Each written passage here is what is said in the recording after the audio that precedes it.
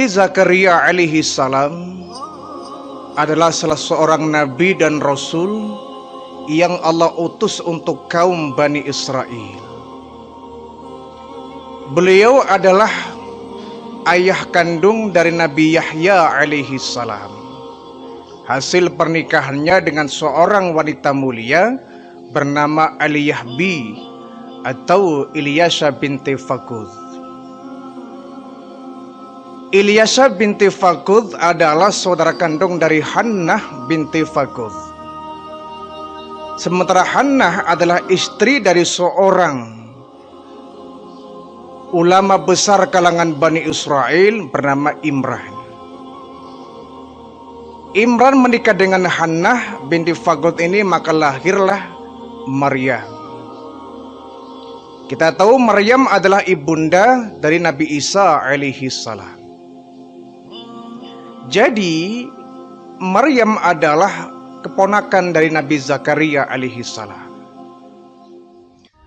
Ketika ayahanda dari Siti Maryam yang bernama Imran ini sudah memasuki usia tua, Imran ini kemudian menitipkan Maryam ini kepada Nabi Zakaria. Ketika itu Maryam masih dalam usia yang sangat kecil.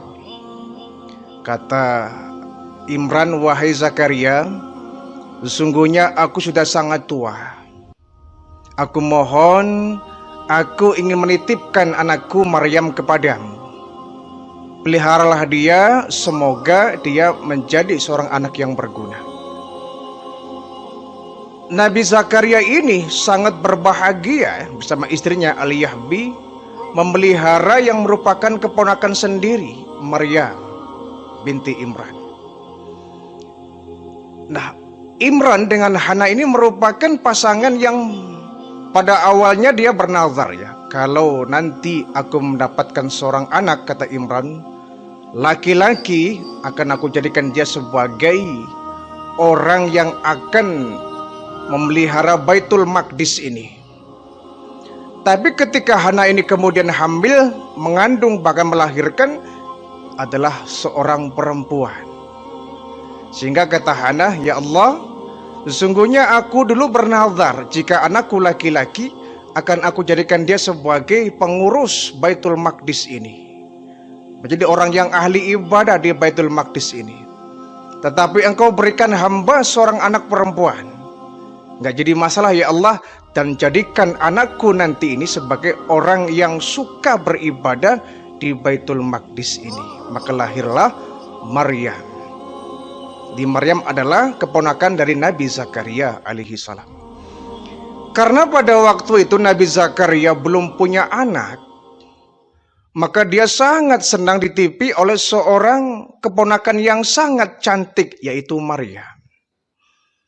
Seluruh cinta dan kasih sayang dilimpahkan untuk Maryam. Bahkan dia dibuatkan satu ruangan khusus di Baitul Maqdis itu untuk dia bermain. Yang kemudian ruangan itu digunakan oleh Maryam ketika dewasa untuk beribadah. Dan ruangan itu bernama mihrab. Jadi mihrab ini merupakan tempat yang khusus dalam suatu ibadah, tempat ibadah ya. Kalau sekarang kita mihrab adalah tempat pengimaman ya. Kalau masjid, mihrab adalah tempat imam memimpin jamaah. Nah, dulunya Baitul Maqdis itu oleh Nabi Zakaria dibikin mihrab, ruangan kecil untuk bermainnya Maryam. Tapi ketika tumbuh dewasa Maryam ini, maka mihrab ini dijadikan sebagai tempat ibadah untuk zikir, wirid, bertasbih kepada Allah Subhanahu wa ta'ala. Di saking cintanya Nabi Zakaria kepada keponakannya Maryam ini. Ada satu kejadian yang sangat luar biasa ketika Maryam ini sudah tumbuh dewasa. tumbuh dewasa karena dia merupakan calon ya, ibu dari calon Nabi Isa alaihi salam. Sehingga ketika Maryam ini tumbuh dewasa, Allah memelihara Maryam ini. Dia setiap kali meminta kepada Allah, ya Allah turunkan kepadaku makanan. Maka Allah selalu memerintahkan malaikat Jibril, wahai Jibril kau turun ke bumi, berikan Maryam makanan. Ini yang membuat kemudian Nabi Zakaria heran. Setiap hari di mihrab itu selalu banyak makanan yang mewah, ya, buah-buahan yang segar. Sehingga dalam Ali Imran ayat 37, Nabi Zakaria selalu bertanya, karena tiap hari ketika Nabi Zakaria menengok Maryam di Baitul Maqdis itu, selalu di mihrab itu ada makanan yang komplit, makanan yang lengkap, bahkan lezat-lezat, buah-buahan yang segar. Kata Nabi Zakaria, ya Maryamu anna laki hadza. Hai Maryam, kau dapat makanan segini banyaknya dan mewah segar-segar dari mana ini? Apakah ada yang memberi? Setiap hari setiap aku menengok kau di sini selalu banyak makanan. Maryam menjawab, qalat huwa min indillah. Sungguhnya makanan ini datangnya dari Allah. Innallaha yarzuqu may yasha'u bighairi hisab. Sesungguhnya Allah memberikan rizki kepada hamba-hambanya tanpa perhitungan. Jadi ini dari Allah, betul. Setiap hari aku berdoa kepada Allah, ketika aku lapar, ya Allah turunkan hidangan untukku. Sehingga Allah kemudian memberikan aku hidangan dengan sekejap mata. Ini semua datang dari Allah. Geleng kepala Nabi Zakaria, kau benar-benar wanita pilihan Maryam. Tidak semua orang bisa mendapatkan anugerah seperti engkau. Sekali minta langsung turun makanan. Itulah kata Maryam, ini merupakan rezeki dari Allah. Dan Allah memberikan rezeki ini kepada semua hambanya tanpa perhitungan. Setiap hari itu Nabi Zakaria nengok ke mihrab, ada makanan yang bisa dimakan oleh seluruh keluarga Nabi Zakaria alaihi salam. Sampai kemudian Siti Maryam tumbuh menjadi seorang gadis remaja yang sangat cantik menawan. Dan dia setiap hari di mihrab saja beribadah, dan beribadah. Tentu Nabi Zakaria senang melihatnya. Akan tetapi Nabi Zakaria ini ketika sudah memasuki usia 90 tahun, beliau diangkat menjadi Nabi dan Rasul untuk berdakwah di kalangan kaum Bani Israel yang ketika itu akhlaknya sudah mulai hancur ya. Tetapi ada dua keresahan yang dirasakan Nabi Zakaria ini. Pertama, beliau resah karena sudah memasuki usia yang sangat tua, 90 tahun, ketika beliau diangkat menjadi Nabi dan Rasul. Nabi Zakaria belum juga diberikan keturunan. Dia berpikir, iya aku Nabi, aku Rasul, tapi bagaimana kalau kemudian aku mati, tetapi Allah belum bisa menggantikanku dengan seorang Nabi lagi? Bagaimana kalau kemudian aku mati ketika aku belum punya anak? Siapa yang akan bisa menggantikan aku menjadi Nabi dan Rasul? Sehingga tiap hari Nabi Zakaria ini berdoa, Rabbi habli min ladunka dzurriyyatan thayyibah innaka sami'ud du'a. Ya Allah, berikan kepada kami keturunan yang terbaik dari sisimu. Innaka sami'ud du'a, sesungguhnya engkau maha mendengar dari doa-doa hambanya. Tiap hari Nabi Zakaria berdoa kepada Allah, walaupun secara logika agak sulit ya. Kenapa? Usia beliau sudah hampir senja, 90 tahun. Dan istri beliau Aliyahbi pun sudah menjadi seorang yang tua renta. Tetapi itu tidak membuat Nabi Zakaria kemudian putus asa. Terus berdoa, ya Allah berikan aku keturunan ya Allah untuk bisa melanjutkan tugasku sebagai seorang Nabi dan Rasul. Akhirnya ketika lama, hampir sampai di usia beliau yang sangat tua. Ya. Dalam Al-Quran surat Maryam ayat 7, Allah memberikan kabar gembira. Ya Zakaria, inna nubashiruka bigulamin ismuhu Yahya, lam naj'al lahu min qablu samiyya. Wahai Zakaria, sesungguhnya Tuhanmu Allah, melalui malaikat Jibril ya, Jibril menyampaikan kabar ini kepada Nabi Zakaria. Wahai Zakaria, sesungguhnya Tuhanmu Allah memberikan kabar gembira kepadamu, bihulam, dengan hadirnya seorang anak, ismuhu Yahya, yang bernama Yahya. Lam naj'al lahum min qablu samiyya, yang nama itu belum pernah ada orang-orang terdahulu. Ini nama yang sangat baru ya. Seperti baginda Rasulullah ya. Nabi itu dengan nama Muhammad itu nama yang belum pernah dipakai orang. Begitu juga dengan nama Yahya, min qablu samiyya, belum pernah ada orang sebelumnya yang menggunakan nama Yahya. Oh, tentu Nabi Zakaria sangat gembira luar biasa mendengar kabar itu. Kenapa? Keresahan yang selama ini dia rasakan, sudah usia senja belum punya anak, kini terjawab sudah.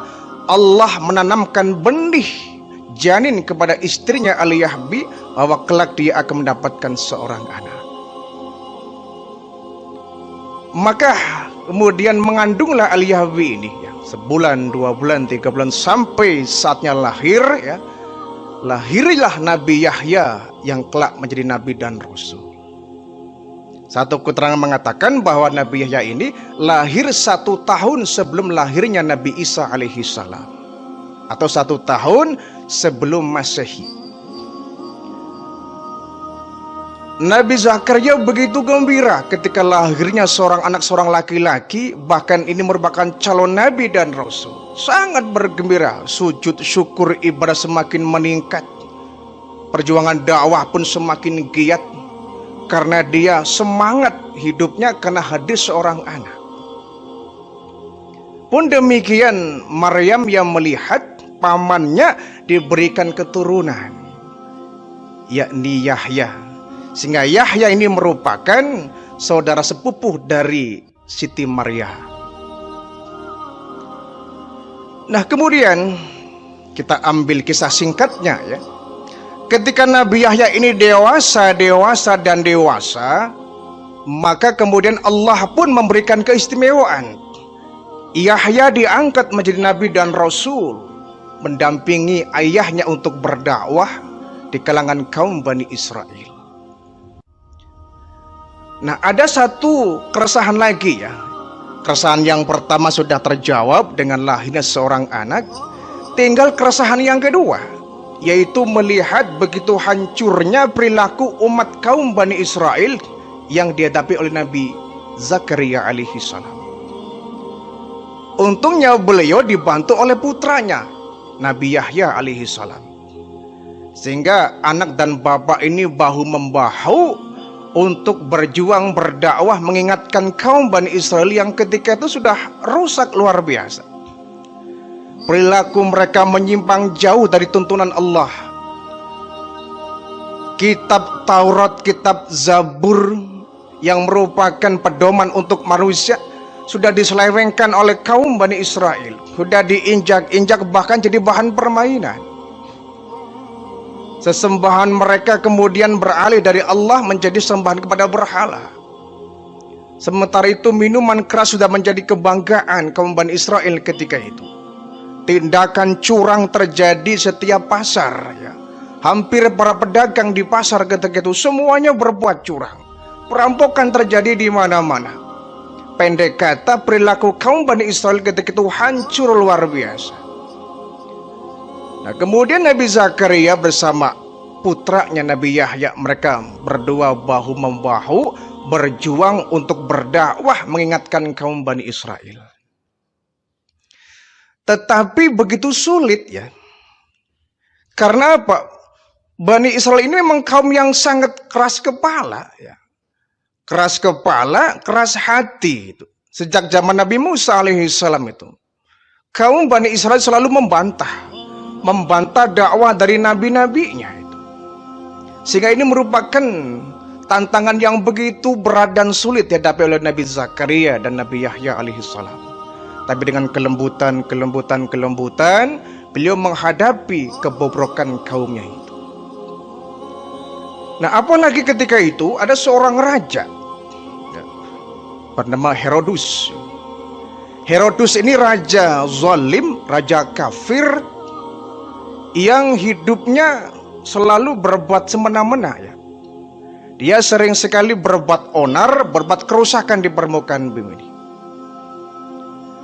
Herodus ini selalu menghasut rakyatnya untuk tidak mendengar dakwah dari Nabi Zakaria bersama Nabi Yahya ini. Nah, puncaknya ketika Herodus ini punya rencana ingin menikahi putri tirinya, Herodia namanya ya. Herodia, cantik menawan ini. Nah, memang kedua-duanya saling jatuh cinta. Herodus mencintai Herodia, pun demikian sebaliknya, Herodia mencintai Herodus. Cuma mereka adalah bapak dengan anak tiri. Yang ketika itu sesuai dengan hukum yang ada dalam kitab Taurat, waktu itu ya, ada satu hukum bahwa tidak boleh seorang ayah menikahi anak tiri. Hukum dalam kitab Taurat ketika itu. Sehingga aturan ini disebarluaskan oleh Nabi Yahya yang masih muda ini ya. Disebarluaskan. Beliau berdakwah di kalangan kaum Bani Israel menyampaikan bahwa larangan Allah terhadap seorang ayah yang menikahi putri tirinya ini. Disebarkanlah aturan ini. Ini bentuk dari singgungan ya. Karena Raja Herodus ini akan menikahi putri tirinya Herodia. Tidak boleh, kata Nabi Yahya ini. Tidak boleh menurut kitab Zabur maupun Taurat, seorang ayah menikahi putri tirinya. Ya. Disampaikan ini. Orang pada manut karena itu merupakan perintah Allah dalam kitab Taurat. Nah, dakwah ini sampai juga di telinga Raja Herodus ini. Herodia bicara, Tuan Raja, ayahku, iya, aku mendengar sentingan dari masyarakat bahwa Yahya selalu berdakwah kepada kaum Bani Israel ini, menghasut, bahkan dia seakan-akan menyinggung kita. Ya mungkin bahasa kita nyinyir ya, nyinyir kita si Yahya ini. Dia bilang tidak boleh seorang ayah menikahi putri tirinya. Nah, ini kalau seperti ini kita bisa dipermalukan oleh Yahya ini. Lalu bagaimana? Aku minta tuh Yahya tangkap dan penjarakan dia, bila perlu bunuh dia. Herodus, seorang raja yang zalim, tentaranya kuat. Disebarlah semua tentara, tangkap Yahya. Tidak membutuhkan waktu lama ternyata ya. Nabi Yahya ditangkap oleh tentara Herodus ini. Diadili, dipenjara, sampai kemudian divonis dibunuh. Inilah kezaliman dari Herodus ya, kaum Bani Israel. Kaum yang memang sudah banyak membunuh, menghabisi nyawa Nabi dan Rasul, subhanallah. Maka pantas kalau kemudian Allah banyak memberikan musibah kepada kaum Bani Israel. Jadi kaum yang sangat banyak ditimpa musibah adalah kaum Bani Israel. Karena mereka sudah banyak membunuh Nabi dan Rasul. Sampai termasuk di antara Nabi Yahya alaihissalam. Ditangkap, diadili. Hai Yahya, apa maksudmu, kata Herodus? Kau melarangku menikahi putri tiriku ini, Herodia? Bukan Tuhan, bukan aku yang melarang. Allah yang melarang, Tuhan Anda, Tuhan kita semua. Bukan kataku, kata Taurat. Dan Taurat ini merupakan hukum Allah yang untuk dipakai manusia. Bukan aku yang melarang. Jangan banyak omong kamu, kata Herodus. Ditangkap, dijebloskan di penjara, yang kemudian divonis dibunuh Nabi Yahya. Dibunuh Nabi Yahya ini, subhanallah. Sampai kemudian kata sang raja, Yahya ini sudah mendapatkan balasannya dia. Ya. Dia berani-berani ngelarang saya sebagai seorang raja. Siapa dia? Ada yang bilang, Tuan Raja. Kenapa? Yahya ini juga punya seorang bapak, dan bapaknya juga nabi. Oh gitu, iya, tangkap bapaknya. Jangan-jangan bapaknya nih yang menghasut anaknya ini. Ajaran bapaknya ini yang menyebabkan Yahya menentang perintahku, menentang hukumku, menentang peraturanku. Tangkap bapaknya. Nabi Zakaria alaihissalam kemudian diperintahkan oleh malaikat Jibril, wahai Zakaria, sesungguhnya kau sedang diincar, kau sedang diburu oleh pasukan Herodus. Hati-hatilah hai Zakaria. Mendengar berita ini, Nabi Zakaria pun lari, menyelamatkan diri, keluar dari kampung. Dikejar oleh tentara Herodus ini. Pokoknya Herodus punya ambisi, Yahya harus mati, bapaknya pun Zakaria harus mati. Karena pasti Yahya ini menentang perintahku, kata Herodus. Ini merupakan didikan dari bapaknya nih Zakaria. Kalau begitu anaknya mati, bapaknya pun harus mati. Dikejar Nabi Zakaria ini. Sampai kemudian dia memasuki sebuah hutan. Sebuah hutan. Sehingga masuklah Nabi Zakaria di dalam hutan itu. Dan terjadilah keajaiban yang luar biasa. Nabi Zakaria menunjuk satu pohon. Wahai pohon, sembunyikan aku. Terbelahlah kau, sembunyikan aku. Pohon itu kemudian terbelah itu. Ini salah satu mukjizat dari Nabi Zakaria. Pohon terbelah. Nabi Zakaria masuk dalam pohon itu. Kemudian menutup kembali pohon itu. Namun sayangnya masuknya Nabi Zakaria ke dalam pohon itu diketahui iblis. Nah, iblis ini memang biang kerok, ini biang keladi. Dia melihat Nabi Zakaria masuk ke dalam pohon itu. Ini Nabi Zakaria menyelamatkan diri ini. Masuk dalam pohon sehingga orang tidak ada yang tahu. Datang rombongan pasukan Herodus ini mencari Zakaria. Iblis datang dalam bentuk manusia ya. Seorang kakek tua memakai tongkat. Hai Tuan, mencari siapa Anda? Saya mencari Zakaria. Tadi tuh perasaan masuk ke hutan ini. Kemana dia? Emangnya kenapa kau mencari Zakaria? Dia sudah menghasut anaknya Yahya untuk menentang Raja Herodus. Dan Raja Herodus menyuruh kami untuk menangkap Zakaria dan membunuhnya. Cuma kami kejar sampai di sini, kok dia menghilang kemana ini? Wahai Tuan, aku tahu di mana Zakaria sembunyi. Kau tahu? Tahu. Dia kan nabi dan rasul. Dia punya kekuatan yang hebat. Dia tadi masuk ke pohon itu. Oh, yang benar, betul. Aku melihat dari mata telanjangku sendiri. Zakaria masuk ke pohon itu. Lalu bagaimana? Udah kamu tebang saja. Mati pasti dia. Wah, mereka betul. Ini cara yang tepat, kita nggak usah nguber lagi Zakaria. Mati kau din Zakaria. Akhirnya pohon itu ditebang menggunakan kampak ya. Menggunakan kampak, sebagian riwayat agama mengatakan menggunakan gergaji. Dipotong pohon itu sampai tumbang dan benar. Ketika digergaji di kampak pohon itu, Nabi Zakaria pun terpotong tubuhnya. Sempat menjerit Nabi Yahya ini. Sakit untuk kampak ya.